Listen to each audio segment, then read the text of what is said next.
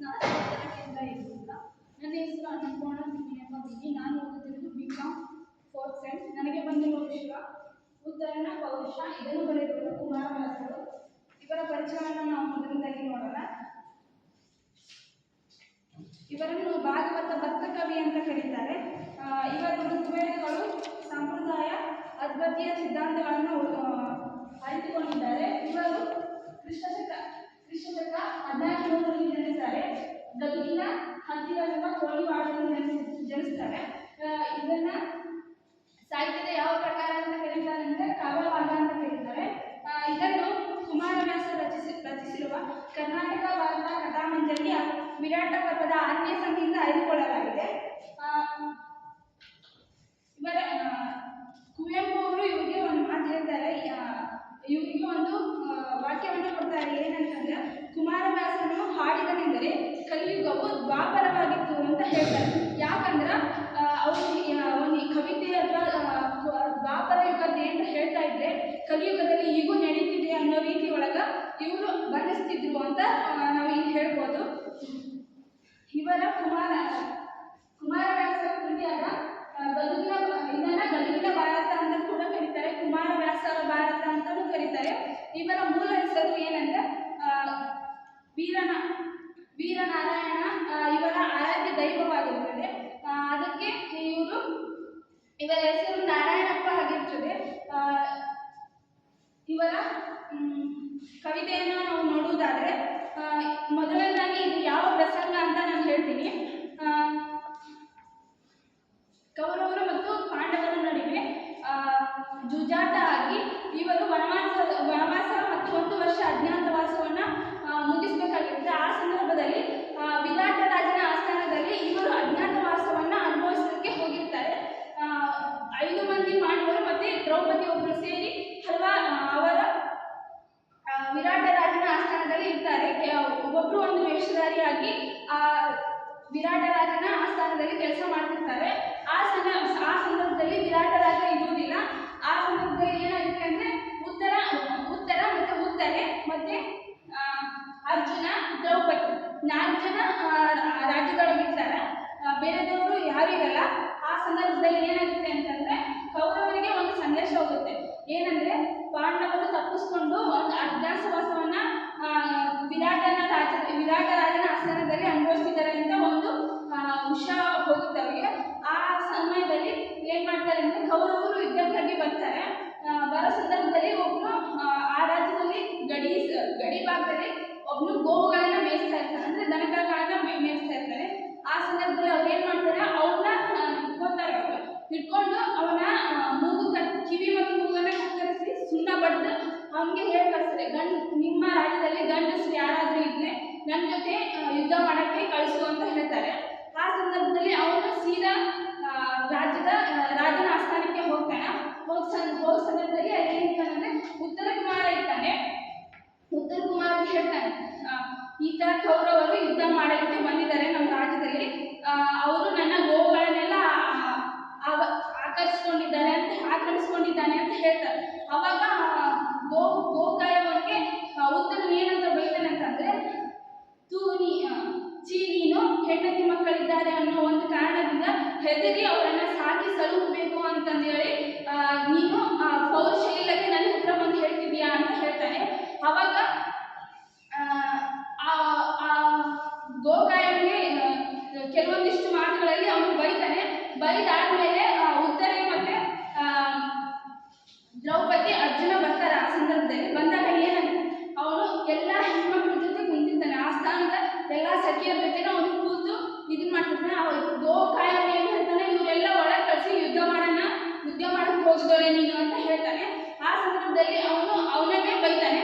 ಬೈದು ನೀನ್ ಗಂಡ್ಸ ಆ ಥರ ಬಿಟ್ಟು ಬಂದಿದೆಯಲ್ಲ, ಅವ್ರ ಜೊತೆ ಕಿವಿ ಮತ್ತೆ ಮೂಗು ಕತ್ತರಿಸಿ ಸುಣ್ಣ ಹಚ್ಕೊಂಡು ಬಂದಿದೆಯಲ್ಲ, ನೀನು ಹೆಂಡತಿ ಮಕ್ಕಳು ಇದ್ದಾರೋ ಅನ್ನೋ ಚಿಂತೆಯಲ್ಲಿ ಬಂದಿದೆಯಾ, ನೀನು ಕೂಳಿಗಾಗಿ ಬದುಕಿರುವೆ ಅಂತಂದು ಹೇಳಿ ಬೈತಿರ್ತಾನೆ ಅವನಿಗೆ.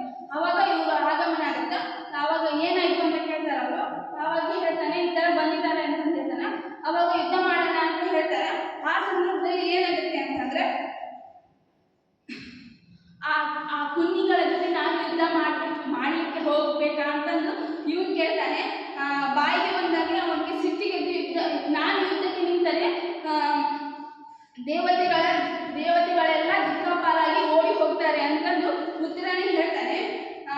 ಮೋಸದಿಂದ ಹೆಂಗಸಾದ ದ್ರೌಪದಿಯನ್ನ ಸೀರೆ ಅಪಹರಣ ಮಾಡಿ ಪಾಂಡುರಾಜನ ಮೋಸದಿಂದ ಆಟದಲ್ಲಿ ಸೋಲಿಸಿ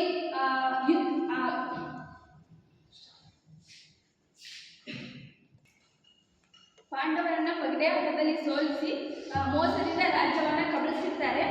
ಇವರು ನನ್ನ ಜೊತೆ ಯುದ್ಧ ಮಾಡೋದಕ್ಕೆ ಅರ್ಹರ ಅಂತಂದು ಉತ್ತರನು ಒಂದು ಪ್ರಶ್ನೆ ಕೇಳ್ತಾನೆ. ಅದಾದ್ಮೇಲೆ ನಾನೀಗ ಯಾರ ಜೊತೆ ಯುದ್ಧ ಮಾಡಲಿ?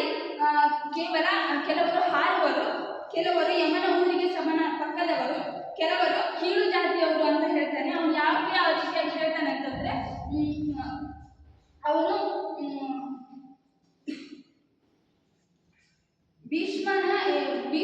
ಭೀಷ್ಮಾಚಾರ್ಯರಿಗೆ ಏನಂದ್ರೆ ವಯಸ್ಸಾಗಿರ್ತೈತಿ, ಮತ್ತೆ ದ್ರೋಣಾಚಾರ್ಯರಿಗೆ ಕೂಡ ವಯಸ್ಸಾಗಿರ್ತೈತಿ. ಅವ್ರ ಜೊತೆ ನಾನು ಯುದ್ಧ ಮಾಡೋಕ್ಕಾಗಲ್ಲ, ಇನ್ನು ಕೆಲವು ವರ್ಷಗಳ ಕಾಲ ಅವರೇ ಸಾಯ್ತಾರೆ, ಅವ್ರ ಜೊತೆ ನಾನು ಯಾಕೆ ಯುದ್ಧ ಮಾಡಲಿ ಅಂತಾನು ಅವನ್ನ ಹೇಳ್ತಾನೆ. ಮತ್ತೆ ಇನ್ನೊಂದೇನು ಕೀಳು ಜಾತಿಯವರು ಅಂತ ಯಾಕೆ ಹೇಳ್ತಾನೆ ಅಂದ್ರೆ ಕರ್ಣ ಕೀಳು ಜಾತಿಯವನಾಗಿರ್ತಾನೆ, ಅವನ ಜೊತೆ ನಾನು ಯಾಕೆ ಯುದ್ಧ ಮಾಡಲಿ ಅಂತ ಉತ್ತರನೇ ಹೇಳ್ತಾನೆ. ಆ ಸಂದರ್ಭದಲ್ಲಿ ಏನಾಗುತ್ತೆ ಅಂದ್ರೆ ನಾನು ಯುದ್ಧ ಮಾಡ್ಲಿಕ್ಕೆ ಹೋಗ್ಬೇಕಂತಂದ್ರೆ ನನಗೆ ಸಾರಥಿ ಇಲ್ಲ ಅಂತ ಹೇಳ್ತಾನೆ. ಇವನು ಸಾರಥಿಯನ್ನು ಸತ್ತು ಹೋಗಿರ್ತಾನಂತೆ.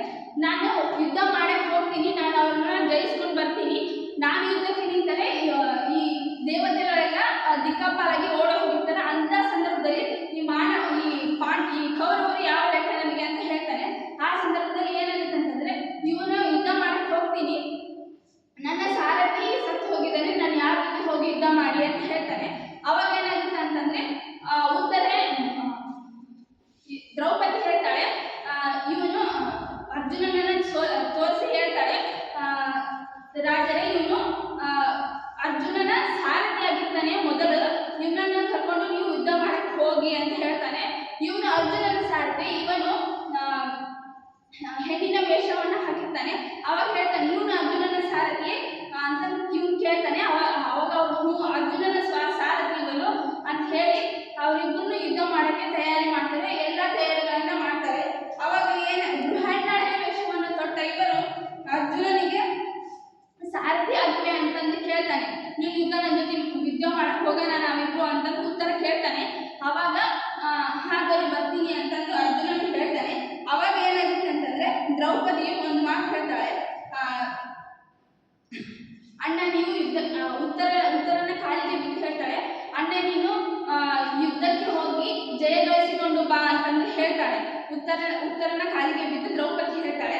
ಅದಾದ್ಮೇಲೆ ಏನಾಗುತ್ತೆ ಅಂದ್ರೆ ಅವು ಯುದ್ಧಕ್ಕೆ ಎಲ್ಲ ತಯಾರಾಗುತ್ತೆ. ಅವಾಗ ದ್ರೌಪದಿ ಮತ್ತೆ ಉತ್ತರ ಇಬ್ರು ಸೇರ್ಕೊಂಡು ಮಂಗಳಾರತಿ ಬೆಳಗಕ್ಕೆ ಬರ್ತಿರ್ತಾರೆ.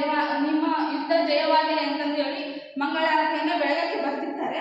ಅವಾಗ ಏನಾಗುತ್ತಂದ್ರೆ ಅವರು ಮಂಗಳಾರತಿ ಬೆಳಗ್ತಾರೆ. ಅದಾದ್ಮೇಲೆ ಯುದ್ಧದ ಕವಚಗಳನ್ನ ಅವರು ತೊಡ್ಬೇಕಾಗುತ್ತೆ. ಅವಾಗ ತೊಡ್ಬೇಕಾದ್ರೆ ಉತ್ತರನ್ನು ತೊಡ್ಕೊಂತಾನೆ. ಇವನ್ ಏನ್ ಮಾಡ್ತಾನೆ, ಅರ್ಜುನ ಬೃಹನ್ನಾಳ ವೇಷದಲ್ಲಿ ಇರ್ತಾನಲ್ಲ, ಅವನು ಉಲ್ಟಾ ಆಗಿ ಅವನ್ನ ಧರಿಸ್ಕೊಂತಾನೆ.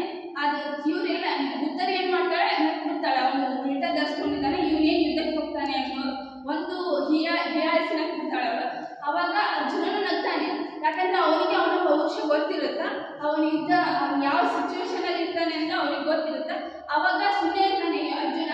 ಅದಾದ್ಮೇಲೆ ಉತ್ತರ ನಗ್ತಿರ್ತಾಳಲ್ಲ, ಅವಾಗ ಉತ್ತರ ಏನ್ ಮಾಡ್ತಾನೆ, ಅದ್ಯಾಕೆ ನೀನ್ ನಕ್ಕೆ ಅವನಿಗೆ ಗೊತ್ತಿಲ್ಲ ಏನಂತ ತಿಳಿಸ್ಕೊಡ್ತಾರೆ ಅಂತ ಹೇಳಿ ಸ್ವತಃ ಉತ್ತರನೇ ಅವನಿಗೆ ಯುದ್ಧದ ಕವಚಗಳನ್ನೆಲ್ಲ ತೋರಿಸಿ ಯುದ್ಧಕ್ಕೆ ಹೋಗ್ತಾರೆ. ಅದಾದ್ಮೇಲೆ ಏನಾಗುತ್ತೆ ಅಂದ್ರೆ ಇವ್ರು ಯುದ್ಧ ಮಾಡಬಲ್ಲ ಅಂತ ಯಾವಾಗ ಗೊತ್ತಾಗುತ್ತೆ ಅಂದ್ರೆ ಉತ್ತರನಿಗೆ ಇವರಿಬ್ರು ಸೇರಿ ರಥವನ್ನು ಏರಿ ಕುದುರೆ ಗಾಡಿಯನ್ನು ಓಡಿಸ್ಕೊಂತ ಹೋಗ್ತಿರ್ತಾರೆ. ಅವನಿಗೆ ಯುದ್ಧವನ್ನ ಗೊತ್ತಿಲ್ಲ ಅಂದ್ರೆ ಅವನು ಯಾವ ರೀತಿಯ ಯುದ್ಧ ಮಾಡಬಲ್ಲ ಅಂತ, ಯುದ್ಧ ಮಾಡ್ತಾನೆ ಅಂತ ಹೆಂಗ್ ಗೊತ್ತಾಗುತ್ತೆ ಅಂದ್ರೆ ಅವನು ಕುದುರೆಯನ್ನು ಓಡಿಸೋ ವೇಗದಲ್ಲೇ ಗೊತ್ತಾಗುತ್ತೆ ಇವನು ಎಷ್ಟು ಪರಾಕ್ರಮಿ ಅಂತಂದೇಳಿ.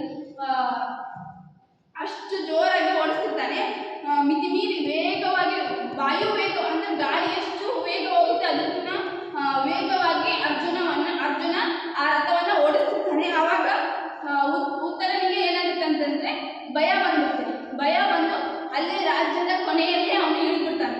ನೀನೇ ಹೋಗು ಯುದ್ಧಕ್ಕೆ ನಾನು ಬರಲ್ಲ ಅಂತ ಹೇಳಿ ಹೆದರಿ ಇಳಿದ್ಬಿಡ್ತಾನೆ. ಆವಾಗ ಏನಾಗುತ್ತೆ ಅಂದ್ರೆ